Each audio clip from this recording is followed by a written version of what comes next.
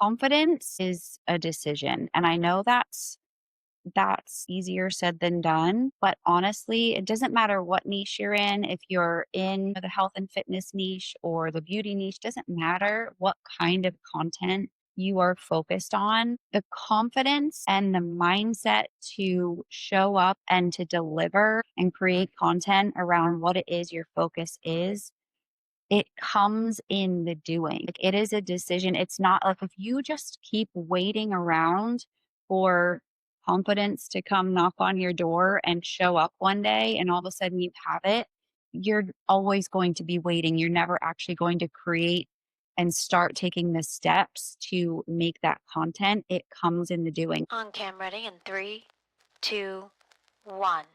This is Unknown to Known, an on-cam ready presentation. I'm Jamie Maglietta. Today we're talking with TikToker Amanda Brooke.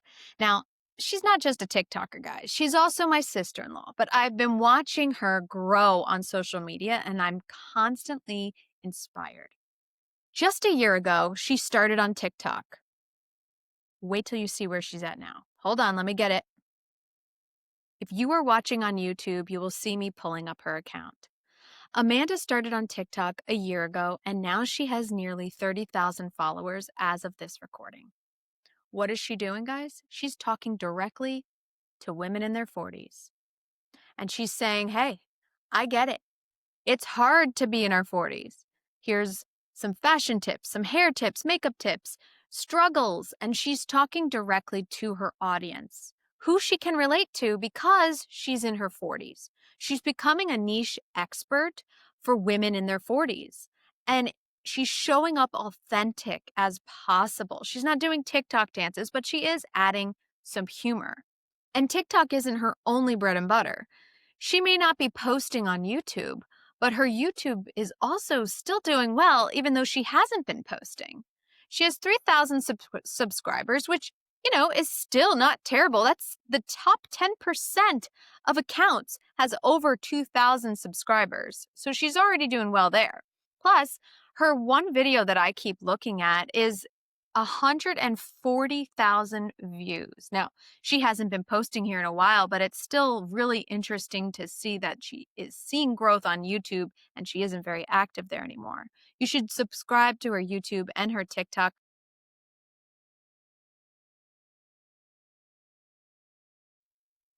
She isn't very active on YouTube anymore, but it's still worth checking out. And you should subscribe to her YouTube and her TikTok. They are both linked in the description. I wanted to have Amanda on because although I'm focusing on television personalities, I am going to have YouTubers and Instagrammers and TikTokers come into the fold as well as experts to help you navigate this journey from unknown to known. In this conversation, she talks about how she's building brand relationships and it's opening the doors up to new job opportunities. As a stay-at-home mom who really wants to contribute to her family, TikTok is helping her do just that. This conversation is filled with mindset tips and advice. We also hear from two followers who submitted questions for this conversation. Amanda is going to tell you a little bit about her background, so I won't take up much more time. Now, let's get to that conversation. Welcome, Amanda. I'm really glad you could be here. Me too. Thanks for having me. So, there's so much about your background that I didn't really get to explain in the intro. Do you want to share just more about where you're putting your focus online right now? Sure. Right now, my predominant focus is on TikTok, which is kind of funny because a year ago I only just started there. But it has been very unexpectedly fun and just a completely different beast than I'm used to typically for social media on TikTok. And it's really, again, unexpectedly opened doors of opportunity for me there that have led to other opportunities, job opportunities for me. And I'm seeing a lot of really great growth and building a community. And right now, TikTok is my main focus. And that's the thing I keep telling everybody is you wanna have a focus. You wanna have, like, your baby, the one thing you can always be consistent on.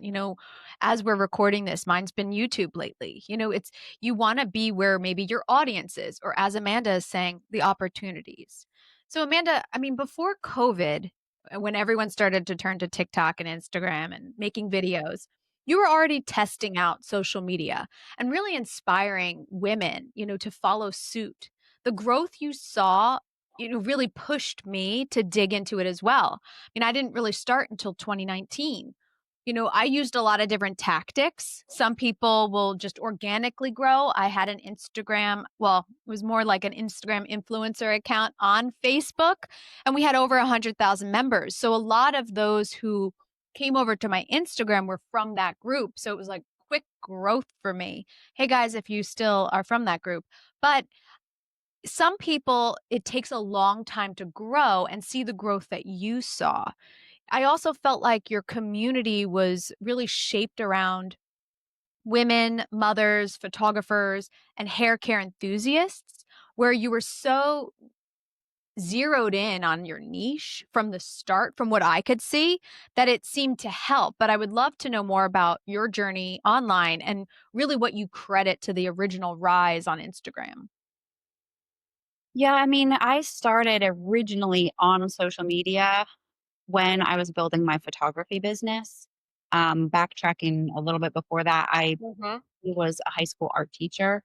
And then when my husband and I started our family and after our daughter was born, it basically was because of the fact that it didn't make financial sense for me to go back to teaching. And I'm somebody, I always need to be doing something creative, ideally a business venture that's creative. I like to work, I like to be contributing financially to our family. And so I decided to start my own photography business and have the option to stay home with my daughter and then eventually our son. And that was my first experience on social media. So I started on Facebook and then eventually that grew into Instagram, which at the time I knew nothing about. I didn't even know what a hashtag was. I was completely out of my realm when it came to Instagram and understanding it. And that's when it was very basic. It was still images. There, wasn't video. There wasn't Instagram stories. There wasn't reels, nothing like that. It was just still images. So, from a photography standpoint, it was great. It was a great way to just showcase my work on a different platform, to reach people through the use of hashtags. And then, yeah, I kind of very organically from my photography business kind of dove into a direct sales business because of these hair care products that I was using. And that was something that was not on my radar, but it just kind of developed organically. I started doing that on the side, and then that kind of overtook my time and my focus. And that's when I really started to see the impact of how social media can drastically impact a business that you're trying to grow. From a marketing standpoint, you really can't beat it because it's completely free. And you're able to reach an audience of people that you would not typically ever be able to reach otherwise. And so I really leaned into that. And in that time of kind of transitioning and starting to build this other direct sales business through social media, that's when Instagram really started to shift in the short form content because they were trying to compete with TikTok, which at the time I was not on at all. I just, in my mind, knew it as a platform where lots of teenagers were just doing dance videos and it was just kind of like silly content like that. So I wasn't even paying attention to TikTok at the time. All I knew was that Instagram was trying to compete. And therefore, that's when they rolled out Instagram Reels. It's where they rolled out Instagram Stories. And I had to adapt to that. I was uncomfortable with it because in my photography business, I was behind the camera all the time. I wasn't comfortable on the other side.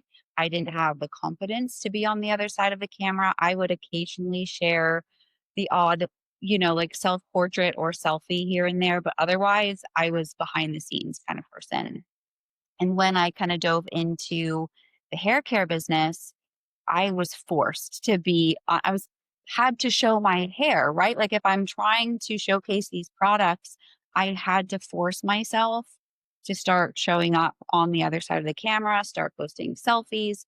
And then when that short form content started to roll out, I had to adapt and lean into that because that's what Instagram was pushing. And so that's really where I saw actually a ton of that Instagram growth was being kind of at the right place at the right time when those new features rolled out and being willing to roll with the changes and adapt to it and jump on board with it, even though at the time it was very uncomfortable to go from posting selfies to posting videos, Instagram stories, Instagram reels. But that's really where I saw a lot of that initial growth and where my business really boomed was from that adapting. Yeah, and adaptability is what everyone listening needs to really be thinking of because there's so much change and more is going to come. And with videos doing so well online, you all need to really be thinking about putting yourself on camera if you aren't already, because it is the future of media is new media, right? As like traditional splintering, more and more of us are going to the scroll. Yeah. Now, I know starting out is hard, and you really did become unknown to known within your hair care industry. You know, you really did climb that path that people listening are trying to do for their own businesses. But in the beginning, I can imagine you definitely had some cringy moments where you're like, "Oh, I can't believe I'm doing this." Any early appearances or things that you did that you laugh about now that you don't do now? Like, that could be tips for people. I'm going to hit pause on this conversation to let you know about my recording platform, Riverside FM. I've been using Riverside for a few years now, and I highly recommend it for all your content creation needs. If you want to try out Riverside, check out the link in the description and use my code OCR15 for a discount. While you're on your content creation journey, if you're also looking to improve your brand, I have a group for you. I've been using Brand Builders. This is such an incredible program. I am writing out my course, which you can join. The waitlist is out and you can put your name down. There's a link in the description, but my course is on how to become on cam ready. And without Brand Builders, I wouldn't have known to include frameworks in every lesson to help you stay organized. Brand Builders is what I highly recommend if you are an entrepreneur trying to navigate the new media space and become unique in your niche. It's also a great opportunity to build out your thought leadership. So check out Brand Builders. There is a link to that as well in the description. Now, before we get back to the show, I do want to add one more thing. Amazon is a great place to shop for your content creation equipment. Visit my Amazon storefront for microphones, teleprompters, I have tripods, lights, whatever you need. I have tested it out and I put together a curated list of products that can help you show up on cam ready. Now, back to the conversation. To the point where I think it was maybe a year or so ago, I went through my entire Instagram account and I actually deleted a ton of that early content because it was so cringy to watch back. So there are a ton of that. Even now, like even like I mentioned early on, I really only started showing up consistently on TikTok a year ago. And even now, when I look back at some of the content I was posting a year ago, even that makes me cringe. But that's a good thing, right? It's a good thing when you are consistent to the point where even something that you did last year at this time makes you go like, that was not good. There's so many things I do differently now.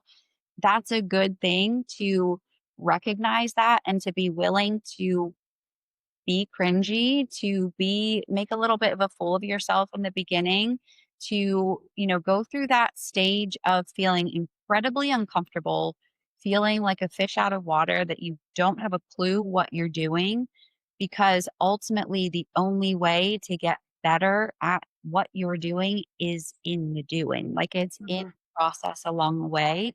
So, but yeah, I had a ton, too many to count, cringy moments for sure. And, there's so many people that, constantly come to me and say, "I just don't look good on camera." I'm like, "You gotta do it Yeah. even if you feel like you're a mess, like, just show up and see and grow," because I remember doing a few lives in my, Instagram story and being, "Oh, should I have done that?" Or on the Facebook group that I was managing, we would do lives and I would go back and look and be like, "Oh my, I can't believe I talked like that," you know? And it is hard to imagine that you're gonna get better, but you will. Oh, yeah. And you also then took this experience, this growth. So you have your photography, you then I know that you also studied in how to use your camera to create videos, right? And then you took that growth on Instagram and brought it over to YouTube. So what was the experience or the reasoning behind testing out YouTube? So YouTube for me was honestly, it was inspired by other YouTubers that I had seen sharing snippets of short form content through Instagram predominantly. I love, like I said before, I love all things creative. I was a previous art teacher. Like I have to be doing something creative all the time. I love all forms of art. And for me, something like house projects is something that I love to do. And so I was spending a lot of time watching these YouTubers and producing these videos, doing their own house projects, DIYing a lot of things. And I was really inspired by the style of content that they were creating for YouTube and just how amazing it was that they were teaching people along the way. It made me feel confident as a woman to start picking up power tools, which I had never had the confidence to do before. It made me feel very empowered that I could do that.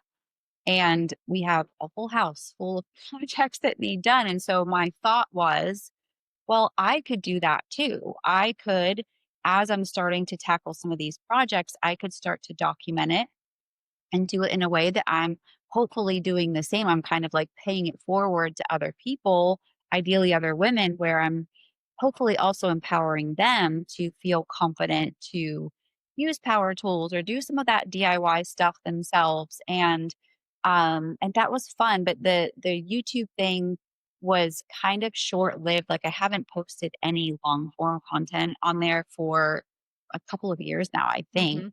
Videos did really well. Like the Yeah, one video that they I did, still seem to do well.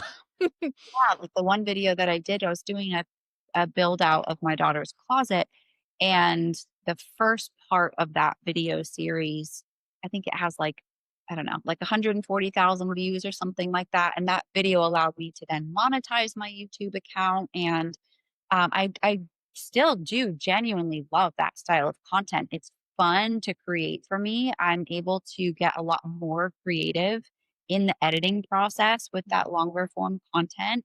Able to use a more professional camera, along the way for those shots, which I like. But ultimately, for me, it was like, well, in that style of account, you have to have this constant flow of house projects that you have in the pipeline in order to have the content. Mhm, And that just wasn't the case. So it was kind of like a little dabble mhm. into it and experimenting of it. Maybe I'll come back to it and pick it up again. Um, but I mean, I love YouTube as a platform. I know it's not technically social media, but as a platform for long form content, I'm on YouTube a lot for learning. Like even in my photography business, I although I studied film photography, I took a film photography class in college as part of my undergrad. I didn't do anything with digital photography. And when I was starting that business, I had never started a business before and I didn't know really that much about digital photography.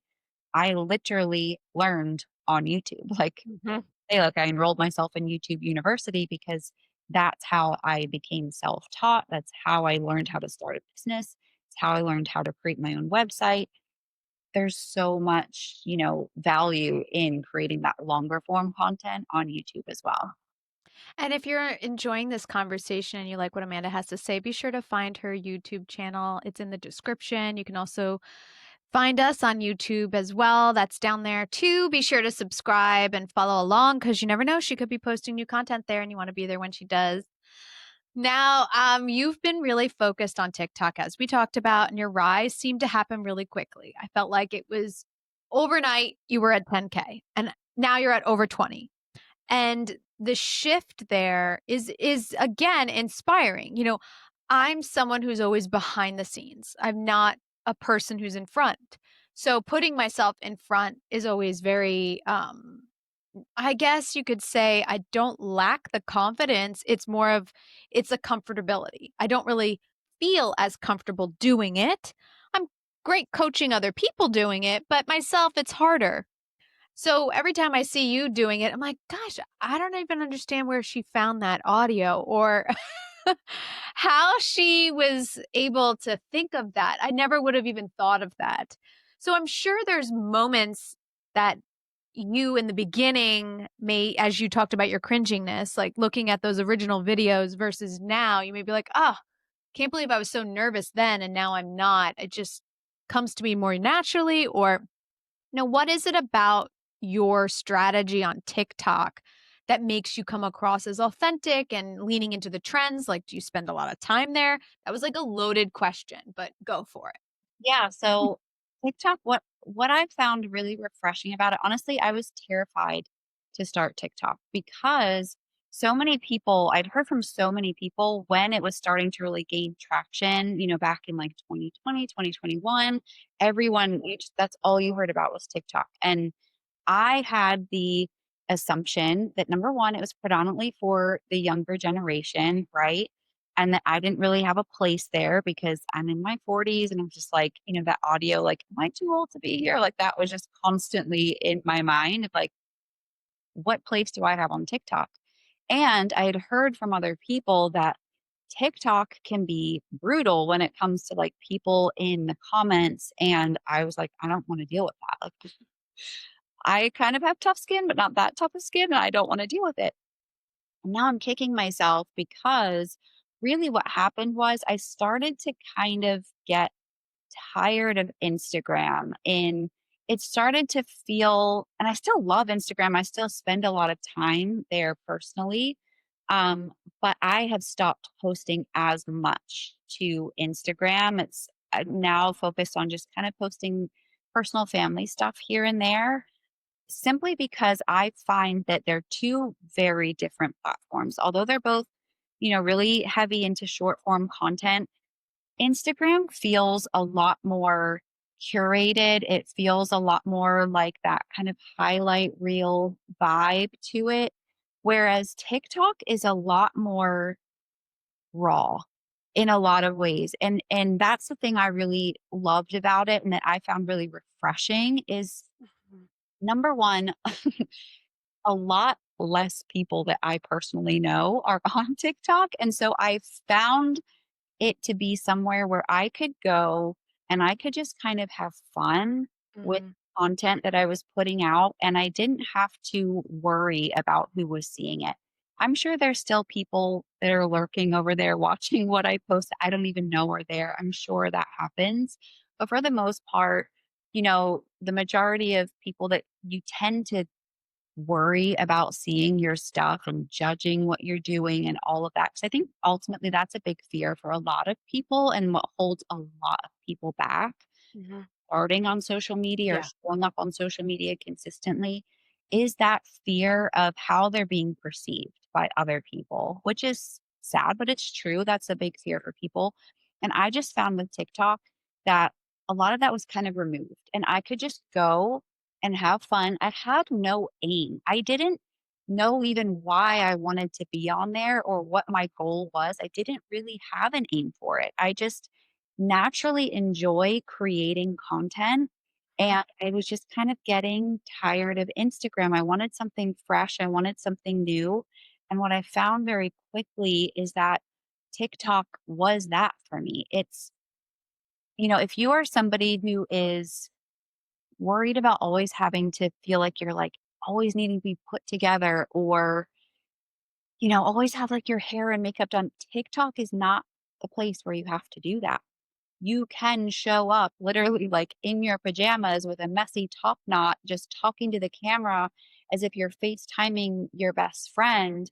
And that kind of content does well, if not the best, on TikTok because that platform is just a lot more authentic. I think it's the kind of platform where if people are not authentic and your content is too scripted or too overdone, it doesn't resonate as much with people. And that's where I've found it to be really refreshing. I've honestly, for the past year, just been kind of throwing spaghetti at the wall on TikTok and seeing what sticks. And through committing to being consistent for a year now, I've naturally kind of found the content that's working best for me. And so for right now, it's leaning into talking to other women that are in my age demographic, talking about being in my 40s and talking about things like beauty and fashion and struggles and life lessons and things like that as someone in my 40s. And there are a lot fewer content creators in our age demographic at this stage of life. It's saturated with younger generation. And so if you're somebody who is in this age demographic and you want to find, a platform and you're at all nervous about TikTok, TikTok needs you. Like we need more people in their 40s and beyond creators that are over there. People are really craving that kind of content from people in their age group because although we can admire the younger ones, there's an age gap there naturally. So you're not necessarily, for example, going to take fitness advice from the 20 something year old. We're just different, right? Like we're at a different stage of life. And that's what I found really refreshing is just allowing the creative process to just kind of pull me along and allowing that process to help me figure out what lane I want to kind of focus in there. And speaking of that, we did have a viewer, Eva, send in a question, and she's a fitness instructor. Now she's turning to you more for some mindset advice, but I'm going to play this question and we can talk about it on the other side. Hi, my name is Eva Massa. I'm a personal trainer, nutrition coach, and health coach. When it comes to health and fitness, many women struggle with confidence in the gym or in their own skin. My question is, what is one mindset shift that help you to build confidence on your own journey? If you want to reach out, you can contact me on the strongandfitbyeva.com or in Instagram, strongandfitbyeva. And that's Eva. So what's your initial reaction? So, I mean, I say this a lot. Confidence is a decision. And I know that's easier said than done. But honestly, it doesn't matter what niche you're in. If you're in, the health and fitness niche or the beauty niche, doesn't matter what kind of content you are focused on. The confidence and the mindset to show up and to deliver and create content around what it is your focus is, it comes in the doing. Like it is a decision. It's not like if you just keep waiting around for confidence to come knock on your door and show up one day and all of a sudden you have it, you're always going to be waiting. You're never actually going to create and start taking the steps to make that content. It comes in the doing. Like I mentioned earlier, when I first started showing up on Instagram, my confidence was at rock bottom. It truly was. I was like postpartum. I was going through all those sort of like hormonal changes. My confidence was rock bottom. And in forcing myself and making the decision that I was going to show up, even though it made me incredibly uncomfortable because I saw the bigger picture of what I wanted to build in terms of a business and income opportunities for my family. That's what I had to do. Like I had to force myself to show up. And the confidence is built in that. So initially, it's going to feel uncomfortable. You're going to feel silly. You're going to feel like you're making a fool of yourself. And as you do it, you get better, you get more confident, and that will start to really communicate itself through the content that you're putting out. But confidence, it really is a decision. You have to make the choice to do it and take the action to do it, and it will naturally build and build and build. And then it becomes like second nature. It's just like when you first learn to drive a car. You're 16 and you're first learning to drive a car, you're terrified, right? There's so many things to think about. You're worried about everything going on around you, worried about getting into an accident, you're clutching the steering wheel, and you're scared initially, right? It's something uncomfortable. You've never done that before. It's the same thing. But then over time, the more you do it, think about now, you jump in your car, half the time you're not even focused on the what's right in front of you. You're off. It's just second nature. And this is the same exact thing. It just comes in the doing. And that really does weave in well with the statement I always make is, confidence will come through creating your content. By Mhm. creating, you will become more confident. Yep. And so that brings me to our another follower who sent in a video. So why don't we play that one now? Hello, my name is Tatia Dintsova and I'm founder of Q85 PR agency. We focus on helping brands build authentic connections and grow their presence across media channels. As a small agency, I don't always have the opportunity to create content directly about clients, so I'm always looking for effective ways to build my own social media presence and showcase what makes our agency unique. And my question is, what could you advise me? How can professionals like me who provide services, not physical products, create compelling and engaging content that helps build a community and grow our brand on TikTok and other social media platforms? Thank you. She's so great. All right. So what do you think? You're on TikTok talking about products, but you used to kind of have more services, right? I mean, you did have services with photography. What do you think is a good strategy for someone who offers services on TikTok with your experience? Well, the great thing about having a niche like that, where you have a very specific focus, is your service is exactly what you want to showcase to your audience. So you already have something of value to offer your audience. You probably hear people all the time saying that when you're thinking about the content you're creating, you should always be focused on the value that you're offering the person on the other side that's watching your content, right? What value are you bringing? Because if it's just strictly selfish, if it's all about you, people don't care, right? Like it's kind of like, what am I getting out of this? And that's the great thing about having such a specific niche, of having an agency like that. You already have a service that's of value to people. And it really is just tapping into, like you said, how can I showcase what makes us different? Well, you showcase that by showing people what it is that makes you different. What is it about your agency and what you offer your clients that provides them that value? And then obviously you can focus on giving those real time examples from your clients of, maybe some of the success that they've seen as a result from working with you as an agency, giving people kind of behind the scenes of what they can expect working with you.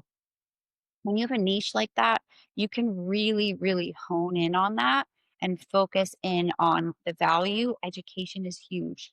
When in doubt, lead with content that educates people. Teach people what they don't already know. And sometimes when we have a very specific niche or area of expertise, you might assume that people already know what it is that you already know, but I guarantee they don't. And even if they do know bits and pieces of what you know, it's in the way you deliver it. You could deliver that information to people in a way that all of a sudden a light bulb goes off and they go, oh my gosh, I've never heard of it explained that way, or I didn't realize that. So, when in doubt, especially if you're just starting out, lean into educating people around what it is you offer what that service is about, and just providing that value to people, and you really can't go wrong in that realm. If someone listening right now wanted to start showing up on TikTok tomorrow, what's one small, maybe doable action that you'd recommend that could piggyback off of what you just said? I would, if you're looking for, because I know it's not helpful for, someone to say like, "Well, just start." Just, Mhm. it doesn't give anyone direction. If you are looking for a way to start that is going to be kind of twofold, right? So it's going to hold yourself accountable to keep showing up, and it's going to immediately offer your audience something that they want to follow along. Think of a series that you could create right off the bat. People love series, right? So it could be something very simple. For example, I recently saw a woman came across my For You page, and she was talking about, and it was like she was already a few videos into this series. She's talking about how she and her husband are like 20 grand in debt. And she set herself a personal goal to pay off their 20 grand in debt by the end of this year. And she's taking everyone along the ride for that, right? So she is giving everyone, maybe not daily, but every few days, she's giving everyone updates. This is what I did in the last few days to generate extra income to pay off this debt. This is our current balance. And she's taking people along on that journey with her, and that's great because it forces her to continue that series. She's committed to it, right? And so if you're at all hesitant of like how to start showing up, what kind of content to create, give yourself parameters. Set yourself a little action plan, create a series of something that, and it doesn't have to be anything wild and crazy. It can be very simple. But it holds you accountable. You are going to then have to keep showing up, and it gives people a reason to want to follow along. You're going to initially, right off the bat, have a lot more people that want to follow and save your videos because they're going to be like, well, I want to see how this ends up. Like, I Mhm. if that girl ends up paying off her 20 grand debt at the end of the year, right? She's probably going to do it sooner. But so create yourself a little series action plan that you can stick to. That's a really, really good way to start. And I definitely would echo that, what she's saying is essentially like a content strategy, thinking through before you start showing up.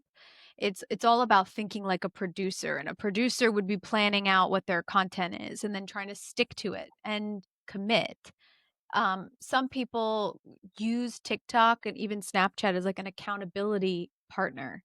So if you are thinking I want to do a series, having that accountability check-in. Like every Tuesday, I need a check-in. So for that check-in, I need to have some B-roll from a few different points of my story so I can illustrate it as visually effective as possible and put together that accountability video that's in your series. You just want to think through each day and figure out where you can set up your tripod and capture those moments when they happen, or stage them so that you can visually illustrate the journey you're on.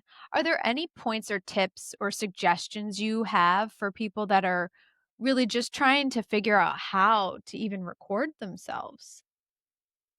Um, if you need to just practice, the good thing, let's say you're starting on TikTok, right? Mhm.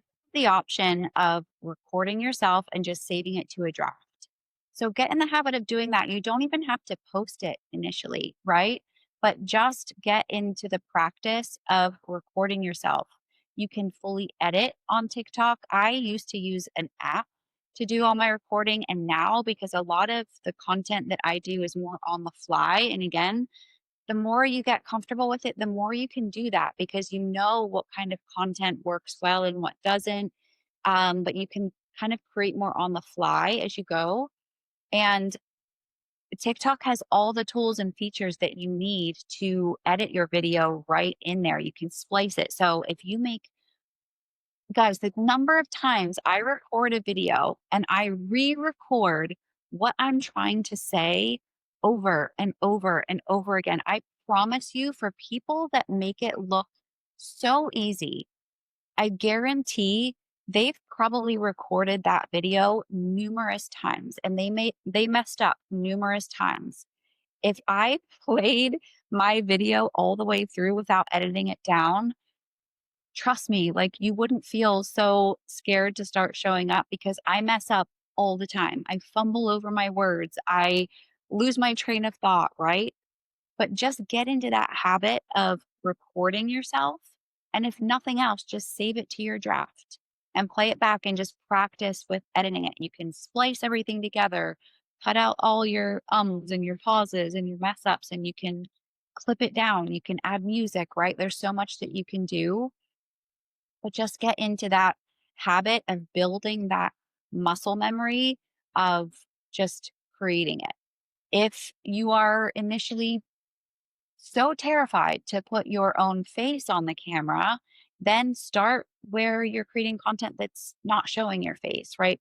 Figure out different ways that maybe you can showcase whatever it is that you're trying to share about through your content. Maybe there's a way that you can share about that without showing your face, but just try to get in the rhythm, in the habit of recording something in some way, shape, or form. But I promise you that as much as you are thinking about and worried about how you're being perceived by other people from the content that you're putting out, are you going to have people that are criticizing you? And like, yeah, you will. And sadly, a lot of times the people that tend to not support you the most and criticize you the most are the people that should be closest to you. Like, sometimes, unfortunately, it's your family, it's your friends, and it's complete strangers that are championing you the most and cheering for you the most. But I promise that for the number of people that are actually just lingering and, like judging you for what you're putting out, the majority of people that are watching what you're putting out are not thinking that at all. They are just consuming your content. They're probably taking something away from it of value that you've created. And if you are creating content, you are 95% better off than the people that are not. Okay. Like, because the majority of people are not ever going to actually show up and start creating content. And the cool thing about social media that I have learned over the years of doing this, the windows of opportunity that open up for you when you start putting yourself on social media are endless. Endless. Like, even just showing up on TikTok over this past year has opened different opportunities for me that were not even on my radar. And you never know who's watching. You never know who's paying attention to your content that is going to reach out to you and be like, can we pay you for Mhm. X, Y, and Z? Like, it's so cool. And that's the one thing that keeps me consistent and keeps me showing up is that excitement around that. It's that excitement of like, I never know what's around the corner. I never know what piece of content is going to lead to a exciting new opportunity. So Mhm. think of it that way instead of getting in your head and getting in your own way. Just get in the habit, the process of doing it. And, gosh, there's so much I could add to this, but I will say in the description there'll be more information on Amanda and what she has going on. You can also find her TikTok account and her YouTube channel there. Make sure you follow her and, show that support because as we keep saying, it's usually those that are least expected that do show up. So if you see her or other friends on TikTok putting themselves out there, be sure to give a like or a little comment and make them feel like they're seen because knowing that people are watching but not saying anything, it always stings me. So I know we could all benefit from a little support. So be sure to do that. And I will add that right now I'm in this TikTok sponsored course where we're focusing on how to leverage brands on TikTok. And I'm going to put that information in the description too, because if you're listening to this and you're thinking, gosh, I really want to know how I can start building my own TikTok for my brand, this course could be helpful. It's not so much I would say as useful for personal brands like yours, Amanda, but it is definitely, I find, useful for product-based brands. Yeah. So I'll put that down there too. So if you guys have any lasting questions. So are there any final thoughts that you want to add to this conversation to help people in their journey? I guess just, what I sort of already reiterated is just you have to, if you want more from yourself, whether you are trying to build a personal brand or you're trying to expand an existing business and you're just getting started in this social media space, just know that you probably follow people that you admire, right? Like bigger accounts that have this big following and these great communities and great engagement. And you have to keep in mind that they started exactly where you were. Everyone starts at ground zero. Everyone starts by making a little bit of a fool of themselves and just failing forward and learning as you go. And that's really what you have to focus on is what is your ultimate outcome? What's your ultimate goal, your vision, your dream that you would love as a result of doing this? Because there are going to be so many days, especially in the beginning, where you feel like you're doing it for absolutely nothing, right? Like you feel like nobody is seeing what you're putting out. And in the beginning, they're not. The algorithm is working against you, and that's Mhm. frustrating when you're spending your time creating this content and it's getting seen by literally nobody. But you have to push through that phase because when you do start to then gain that traction, it becomes a snowball effect. So you were, Jamie, talking earlier about like this growth I've had over the past year on TikTok. It has been a constant grind. It's been a constant commitment to producing that content regularly for the past year. Initially, it was very, very slow and stagnant, and felt like, what am I doing? Why am I even bothering doing this? And then it started to snowball, and then it started to lead to other things. And that's really what you have to keep in mind when you start from scratch, if you are starting from scratch, because otherwise, it's so tempting to just throw in the towel and quit, but don't do that because all those other accounts that you admire, those people that have built what they've built, they started the same way. It's not overnight. It's that slow, steady process that you have to commit to. And all that sounds great, guys. So be sure to keep your heads up, stay confident, stay on point, and keep going because it's so important to be consistent. When we're saying consistent, it doesn't mean you have to be there every day, but just make sure you're showing up in a consistent way regularly, and you will see it pay off. Thanks so much, Amanda. Thank you.